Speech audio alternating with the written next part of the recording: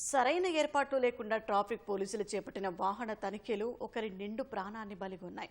ద్విచక్ర వాహనంపై వెళ్తున్న వాహనదారుని ఆపేందుకు కానిస్టేబుల్ అత్యుత్సాహం ప్రదర్శించడంతో ఆ వ్యక్తి ప్రమాదవశాత్తు కింద పడ్డాడు. వెనకే వస్తున్న బస్సు అతనిపై నుంచి వెళ్లడంతో అక్కడికక్కడే ప్రాణాలు విడిచాడు.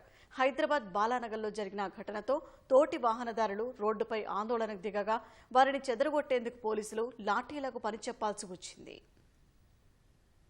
హైదరాబాద్ బాలానగర్లో విషాదం చోటు చేసుకుంది. ట్రాఫిక్ పోలీసుల నిర్లక్ష్యంతో ద్విచక్ర వాహనంపై వెళ్తున్న జోషిబాబు అనే వ్యక్తి ప్రమాదానికి గురై ప్రాణాలు కోల్పోయాడు.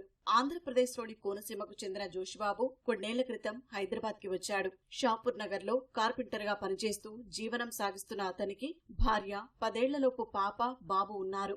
ఆదివారం ట్రాఫిక్ పోలీసులు బాలానగర్ సమీపంలో వాహన తనిఖీలు చేపట్టారు. ఆ సమయంలో షాపూర్ నుంచి బాలానగర్ వైపు బైక్ పై వెళ్తున్న జోషిబాబును తనిఖీలు నిర్వహిస్తున్న గోపాల్ అనే కానిస్టేబుల్ వాహనాన్ని ఆపబోయాడు. ఆ క్రమంలో ట్రాఫిక్ కానిస్టేబుల్ జోషిబాబు చొక్కా పట్టుకుని ఆపేందుకు యత్నించగా వాహనం అదుపు తప్పి కింద పడిపోయాడని తోటి వాహనదారులు తెలిపారు. కింద పడిపోయిన జోషిబాబు మీద నుంచి వెనకే వస్తున్న ఆర్టీసీ బస్సు దూసుకెళ్లగా తలకి తీవ్ర గాయాలై అక్కడికక్కడే చనిపోయాడు. ట్రాఫిక్ పోలీసుల అత్యుత్సాహం వల్లే అతను చనిపోయినట్లు ప్రత్యక్ష సాక్షి తెలిపాడు.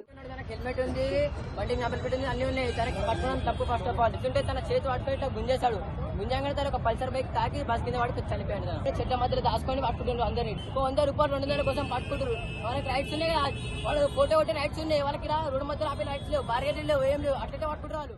ఎలాంటి ఏర్పాట్లు, బారికేడ్ల వంటివి ఏర్పాట్లు చేయకుండానే ట్రాఫిక్ పోలీసులు తనిఖీలు చేస్తున్నారని కొందరు వాహనదారులు చెబుతున్నారు. పోలీసుల నిర్లక్ష్యం వల్లే జోషిబాబు మృతి చెందాడని ఆందోళనకు దిగారు. వాహనదారులు నిబంధనలు పాటించకుంటే చలాన్లు విధించాలి, కానీ బలవంతంగా పట్టుకుని ఆపడమేంటని ప్రశ్నించారు. తనిఖీల పేరుతో అత్యుత్సాహం ప్రదర్శిస్తున్నారని రహదారిపై బైఠాయించి నిరసనకు దిగారు. రహదారికి ఇరువైపులా కొన్ని గంటల పాటు ట్రాఫిక్ స్తంభించింది. పోలీసులు, వాహనదారుల మధ్య వాగ్వాదం, తోపులాట చోటు చేసుకుంది. ఆందోళన చేస్తున్న వారిని చెదరగొట్టేందుకు పోలీసులు లాఠీలకు పనిచెప్పారు. ఘటనా స్థలానికి చేరుకున్న అదనపు డీసీపీ ప్రమాద వివరాలపై ఆరా తీశారు. జోషిబాబు మృతదేహాన్ని పోస్టుమార్టం నిమిత్తం గాంధీ ఆసుపత్రికి తరలించారు. జోషిబాబు మృతితో అతని కుటుంబంలో విషాద ఛాయలు అలుముకున్నాయి.